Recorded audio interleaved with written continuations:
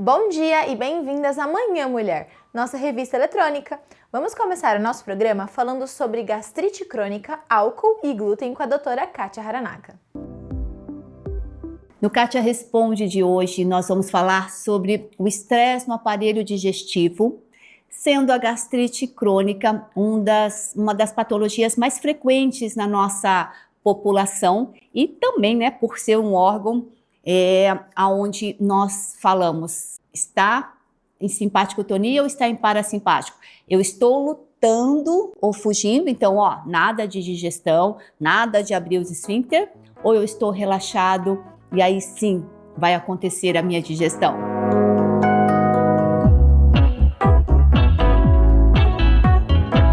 Respondendo a nossa primeira pergunta, vamos lá. Doutora, tenho gastrite crônica moderada, sem a presença do Helicobacter pylori e também sem sintomas.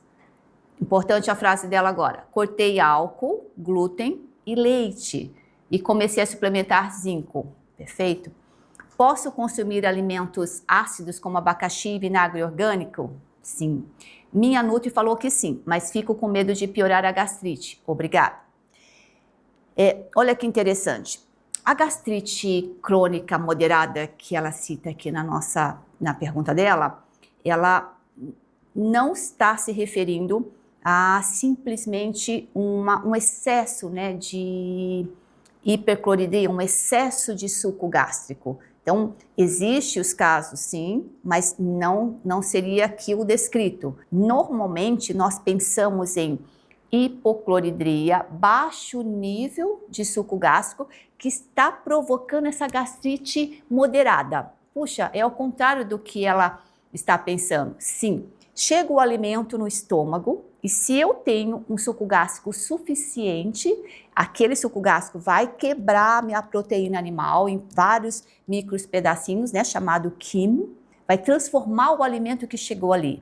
Mas não está acontecendo isso. Chega o alimento e ela não tem o suco gástrico na quantidade necessária. Então, a proteína animal, os farináceos, a gordura, ela não consegue transformar-se em quimo, naquela coisa melequenta. E vai ficar ali, aquele cadáver, aquele alimento parado no estômago, vai ficar machucando esse estômago. Então, é por isso que muitas vezes nós achamos ao contrário. Não, eu tenho gastrite crônica, então eu tenho aumento de suco gástrico. Não, muito pelo contrário. O estilo de vida dela, que ela tomava álcool, comia leite, comia glúten, tortas, bolos, pudins, macarrões com queijos. Esse tipo de alimento, o nosso estômago, nem o intestino, ele consegue digerir, porque não é um alimento, é uma proteína tão grande. Então, para vocês entenderem, eu chamo de plástico, que a célula fica assim, imóvel, ela não consegue trabalhar. Então meu suco gástrico consegue trabalhar com comida, com verduras, com legumes, com carne, isso é comida, eu sei quebrar. Mas quando chega macarrão com queijo, 4 queijos, eu não sei o que fazer. Então, essa gastrite crônica, sem dúvida nenhuma, vem devido ao estilo de vida errado que, infelizmente, a maior parte das pessoas praticam ainda hoje. Não vocês, nossos seguidores, não. Poderia me explicar, doutora? Há um ano fiz uma endoscopia e deu gastrite leve e positiva para a bactéria Helicobacter pylori. Não tomei os antibióticos indicados pelo gastro. Agora, um ano depois, eu refaço os exames e continuo com a gastrite moderada, sem esofagite e o Helicobacter sumiu, sem eu tomar os antibióticos. Por que isso acontece? Às vezes dá positivo para Helicobacter e às vezes dá negativo. Lembrando que não alterei minha alimentação, pois acho bem adequada e não fumo, nem bebo e evito ao máximo leite e refrigerantes. O caso aqui descrito, gente, é muito interessante vocês avaliarem o nosso sistema de estresse. Uma alimentação feita, você tem meia hora para comer. Uma alimentação realizada sem a presença de um celular, quer dizer, comer olhando para o alimento, mastigar, sentir o que você está colocando na boca, triturando, vai fazer com que o nosso sistema, nós temos um sistema nervoso autônomo, e esse autônomo não depende da gente, mas assim, qual informação eu estou dando para o meu sistema que eu estou bem, então tá tudo bem, eu posso comer tranquilamente. Agora, se eu ficar olhando o celular, comendo, sem saber o que eu estou comendo, e preocupada com aquilo que eu estou assistindo, olhando no meu celular, o sistema diz, ela está em alerta. Se ela está em alerta, esfíncter, fecha, fecha. Não vai ter uma coerência de abre, o alimento chega, aqui embaixo no estômago ele fecha, faz a digestão, depois ele abre, vai para o intestino. É uma dança, é uma coerência. Para que essa coerência aconteça, eu preciso propiciar, né, momentos de alimentação específico. Por isso que o oriental, né, no Japão, ele tem o estômago muito problemático, porque lá eles comem extremamente rápido e eles têm uma preocupação muito grande com o trabalho, com aquele momento que tem que ser bem rapidinho e não é correto. Tá, se você fixar que você tem meia hora de alimentação, faça a sua meia hora, deixa o celular em outro lugar e vá curtir aquele momento. Tem que ser um momento onde o seu organismo diz, pode relaxar e pode digerir. Ela é um exemplo típico de que não adianta tomar um antibiótico. Precisa sim, é mudança de estilo de vida, mudança naquele momento tão sagrado que se chama alimentação. Olha uma querida aqui, que bonitinha. Pelo amor de Deus, gente, curte para ela ver. Tá visto? Oi, Kátia, tudo bem? Todas as oleaginosas, castanhas, nozes e avelãs podem causar acne ou é somente o amendoim? O amendoim, ele mesmo sendo em pequena quantidade, tá, 5 grãos, ele tem mais chances de dar as espinhas na face, ou no braço, ou nas costas. Porque a proteína, né, presente ali no amendoim, ela é muito grande e ela sobrecarrega o nosso fígado. Vamos partir do princípio que, como ela diz aqui, olha, ela tem 23 anos e tem o acne resistente. Com certeza ela já vem tratando desde os 12 ou 13 anos. Estou já suspeitando até da cenoura. Já não como nenhum derivado do leite ou glúten há 2 meses, somente 2 meses, querida. E não sumiram as acnes. Vamos pensar sempre que esse intestino precisa de no mínimo 100 dias, 3 meses, 100%, zero leite, zero glúten, para que ele se refaça, para que ele alivie a carga para o fígado.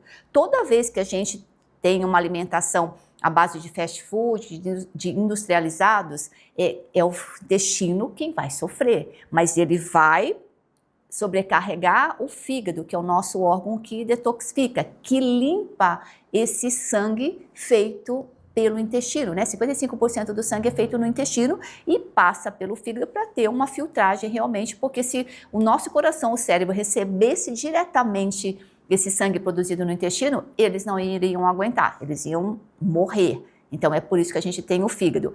Vamos pensar que é uma menina de 23 anos que somente há 2 meses começou a ser melhor pessoa, zero leite, zero glúten e pelo jeito não bebe álcool. Quer dizer, vamos dar mais um tempo, lembrar que nós precisamos fazer alguns métodos importantes para limpar esse fígado. É importante, gente, vocês sempre pensarem assim, eu preciso ter uma meta entre alimentos que me façam ter nutrientes que me ajudem a limpar esse fígado. Tá, o que limpa o fígado? Água, verduras verdes e amargas. Uma menina de 23 anos gosta de verduras verdes amargas? Não, mas aí que está. Nós precisamos fazer esse gosto vir à tona. Como é que a gente começa a gostar de algo que a gente não gosta? Experimente no mínimo 11 vezes. Isso é estatístico. Se você experimentar no mínimo 11 vezes, você vai começar a ter um gosto por aquilo que você está experimentando. Na minha experiência, cerca de 5 a 6 vezes experimentado algo que você não gosta, já dá um bom resultado. Então, a minha resposta para ela, sim. Se eu comer macadâmia, se eu comer castanha do Pará, em quantidades maiores do que 3, eu, Kátia, vou ter espinha também. Agora, se eu comer uns 3 grãos de amendoim, vai dar 1 ou 2 ou 3 espinhas. Então, é tudo isso. Existe uma tendência também. Pessoas com uma pele mais oleosa, mais secretora, elas tendem a sofrer mais com os nuts, né? Com as castanhas, com as avelãs, com as nozes. Agora, o amendoim, gente, nós falamos que ele é tão ruim para nosso fígado por causa da proteína e pela presença de uma micotoxina, de um fungo que é a base identificada hoje do câncer de pâncreas. Então é por isso que o amendoim ele é tão nocivo, né? Quando a gente fala em paçoquinha, em pé de moleque, infelizmente, mas que existe uma relação entre as micotoxinas, né? Os cocô de fungo com os cânceres existem e isso nós não podemos negar. Então, aceite o que o seu fígado está te falando. Essa comida não é boa para você. Estresse no aparelho digestivo é o nosso estilo de vida, onde o formato que você colocar a sua alimentação, seja no café da manhã, no almoço, na janta, ou nos lanches, ela vai definir como é que o seu sistema irá reagir. Então, é muito importante ter uma paz, ter um sossego ao comer. É algo que a gente diz, se você vai almoçar, se você vai jantar, é algo sagrado, onde você tem que fazer o seu momento e o seu sistema vai reagir de uma forma correta. Então, todo momento nós estamos sendo convidados a zerar leite, zerar glúten, zerar álcool. Quer dizer, essas comidas ditas gostosas, elas vão ter uma consequência. Doer o estômago e tomar um antiácido não é essa opção. Não é essa opção jamais. A dor é um convite para que você mudar para você ter um outro resultado. Lembre-se que a mucosa se refaz muito rapidamente, mas para isso eu realmente preciso estar ciente de que zerar é zerar. 100 dias, 100%, zero leite, zero glúten. Se eu ficar 3 dias sem, eu como 80%, eu zero 80%, mas como 20%, não resolve para o sistema. Então, 1 nanograma de glúten ativa todo o processo inflamatório. Gente, 1 nanograma é nada do nada, mas olha a grandiosidade de um produto tão ruim fazendo estragos absurdos, onde a gente acha que é normal todo mundo sentir uma dor de estômago todo dia ou em alguns momentos do dia. Não é normal. Então estude os nossos vídeos, se identifique e entenda como é que funciona esse órgão tão importante que se chama estômago.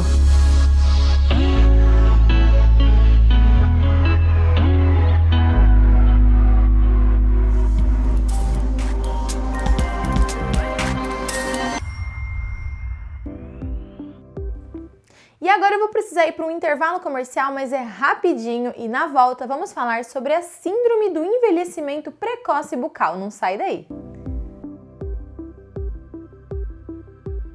Olá pessoal! A dica de hoje é para você que se incomoda com o volume e frizz dos seus cabelos. O Herbotox Máscara de Hiperblindagem da Dolce Rosa Profissional auxilia na selagem das cutículas e reduz o volume com a combinação de vitaminas e ácidos graxos que mantém as cutículas dos fios fechadas, protegendo dos danos diários. Com manteiga de murumuru, extratos de bambu, óleo de castanha do Pará e ácidos orgânicos em sua composição, ele elimina o frizz, ajuda na reposição de massa capilar, deixa os cabelos hipermacios e previne pontas duplas, sendo indicado para todos os tipos de cabelo. Totalmente livre de formol em sua composição, o Herbotox promove uma super blindagem dos fios, deixando-os saudáveis por dentro e por fora, enquanto sela as cutículas abertas e reduz o volume. Então, na sua próxima ida ao salão de beleza para domar as suas madeixas, peça pelo Herbotox Máscara de Hiperblindagem da Dolce Rosa.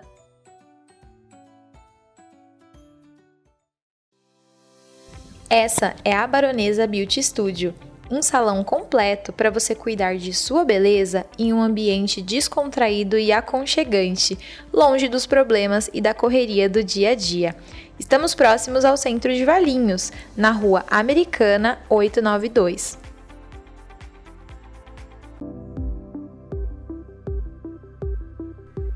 E amanhã Mulher tá de volta e, como prometido, vamos falar sobre a síndrome do envelhecimento precoce bucal com o Dr. Marcel Ângelo. Olá, é muito bom te ver aqui novamente para a gente poder falar um pouquinho mais sobre saúde integrativa. Se você ainda não me conhece, meu nome é Marcel Ângelo, sou cirurgião dentista com olhar integrativo, especialista em implantodontia e atuo aqui na cidade de Valinhos já há quase 20 anos. Hoje eu quero falar com você sobre um problema bucal que observo muito nas minhas consultas e a maioria das pessoas nunca ouviu falar dele, que é a síndrome do envelhecimento precoce bucal. Ela é uma doença multifatorial e que vem acometendo muitas pessoas no mundo todo. Por não ser causada por uma bactéria ou um vírus, o dentista precisa de um conhecimento mais abrangente, necessitando entender outras áreas da saúde. Não buscando apenas o problema no meio bucal, mas analisando a pessoa como um todo. Ela é causada por questões psicológicas, como estresse, ansiedade, por problemas estomacais, como refluxo, e pelo seu estilo de vida. Quando falo do estilo de vida, me refiro à qualidade do seu sono, hábitos diários que te fazem mal, tipo de alimentação e toda ação que pode influenciar o funcionamento do seu corpo. Essa síndrome faz com que o seu sorriso aparente ser de uma pessoa com uma idade cronológica mais avançada. E isso pode trazer um aspecto envelhecido, não só para os dentes, mas também para o seu rosto inteiro. Lembrando que não basta tratar apenas os dentes, e sim identificar e resolver as causas dessa síndrome. O dentista tem papel fundamental nisso tudo, pois a partir de uma anamnese, que é um questionário de saúde feito logo na primeira consulta, é que a gente verifica o seu estilo de vida e conhece mais a fundo a sua história. E é aí, justamente aí, que a gente encontra os possíveis gatilhos para essa síndrome. Os principais fatores que observo nos pacientes são os desgastes dentais, se os dentes se encaixam perfeitamente, se tem uma boa noite de sono, se desenvolveu o bruxismo noturno, se ronca, se tem problemas gástricos, se pratica algum esporte, se sofre de ansiedade e estresse, quais são os seus hábitos alimentares. Dependendo da necessidade de cada pessoa, um plano de atendimento personalizado é criado para conduzir da melhor maneira possível o tratamento, ajudando assim o restabelecimento da saúde bucal, removendo as causas da síndrome, aumentando então a longevidade do trabalho que vai ser realizado e a qualidade de vida do paciente. Agora me fala, já conhecia esse problema odontológico? Será que possui algum desses fatores que eu comentei aqui no vídeo? Se sim, não deixe de buscar mais informações sobre esse assunto. E não esquece de nos escrever comentando o que achou desse conteúdo e se tem mais dúvidas sobre odontologia e saúde. Te espero no próximo encontro e até lá! E a nossa última dica de hoje é sobre os ovários policísticos com a doutora Ana Lígia Feitosa. Olá, tudo bem com vocês? Eu sou a doutora Ana Lígia Feitosa, ginecologista e obstetra, e hoje eu vim conversar um pouquinho com as adolescentes, principalmente, tá? Para falar de um assunto que incomoda um pouquinho elas, que são os ovários policísticos, tá? A gente tem que ter muito cuidado na identificação do ovário policístico e entender que existe a diferença entre apenas ter o ovário policístico e a síndrome dos ovários policísticos, tá? O ovário policístico, às vezes, ele consta apenas como um achado de um exame. O paciente vai fazer um exame e aí vê lá que os ovários estão cheios de cistinhos. E acabam confundindo, achando que é um ovário policístico. A adolescente, ela tem muitos folículos, que são umas bolinhas que a gente tem no ovário, né? E que confunde com os cistos, que também aparecem ao exame de ultrassonografia como essas bolinhas, tá? Então, o ovário policístico, a gente tem que ver se ele vem acompanhado de sintomas ou não. Bom, os primeiros sintomas da síndrome do ovário policístico começa principalmente com a irregularidade menstrual na adolescência, tá? Então, são aquelas meninas que menstruam uma vez e aí vão menstruar de novo dali 4, 6 meses, tá? Isso após o primeiro ano da menstruação, que no primeiro ano da menstruação pode ocorrer essa irregularidade menstrual. Após esse primeiro ano, o ciclo tem que estar bem regulado, né? Seja, ser mensal, tá? Então, se começa a ter muitos atrasos, é um dos principais sintomas. Também pode acontecer da menina demorar muito a menstruar, então às vezes ela já está com 17 anos e ainda não menstruou. Também é um sintoma que já chama a atenção da gente para a síndrome do ovário policístico.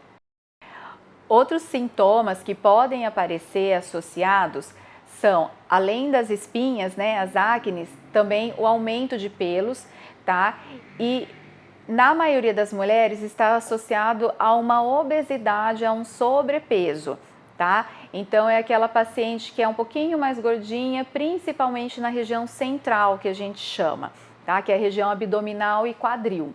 Isso também já começa a chamar a atenção para a gente dos sintomas da síndrome do ovário policístico. Os tratamentos hoje podem ser feitos à base de hormônios, que são as pílulas, e hoje a gente tem pílulas com apenas um tipo de hormônio, tá bom? Que é baseado numa progesterona, e temos as pílulas combinadas, que é progesterona mais etilenoestradiol.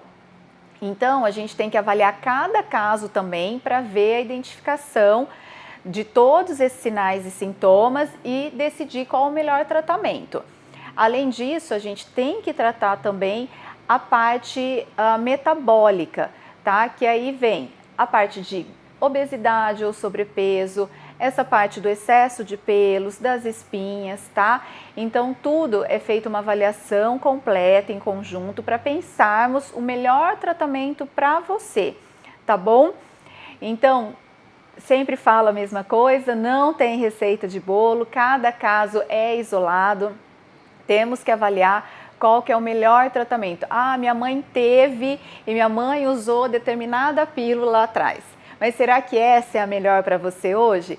Né? Antigamente nós tínhamos apenas um tratamento com pílula, que eram as pílulas combinadas. Hoje nós temos muitas opções para ser usada aí na adolescência e temos que ver a indicação correta, tá? Espero ter esclarecido um pouquinho para vocês. Qualquer dúvida, fico à disposição, tem minhas redes sociais. Aguardo vocês para as dúvidas, tá bem? Até mais! Infelizmente, a Manhã Mulher chegou ao fim, mas se você quer rever o nosso programa ou compartilhar com as amigas, é só ir lá no nosso canal do YouTube. Eu vou ficando por aqui e te desejando um ótimo dia.